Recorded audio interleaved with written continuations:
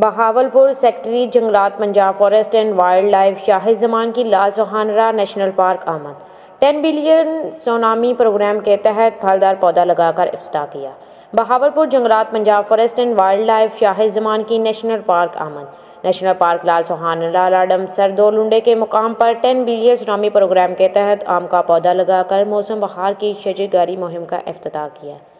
इस मौका पर chief conservative Atar Shah Gaga, conservative Gohar Mushtaq, DFO Fazal Hussain Shah, range officer Rana Sajid Mahmood, block officer Ajmal Baloch समेत दीगर मुलाजमीन में मौजूद थे। सेक्रेटरी जंगलात का कहना था कि मौसम बहार की शजरकारी मुहिम का इफ्तिताह हो चुका है। इस मुहिम में तमाम फलदार पौधों के साथ सायादार पौधों की भी शजरकारी की जाएगी।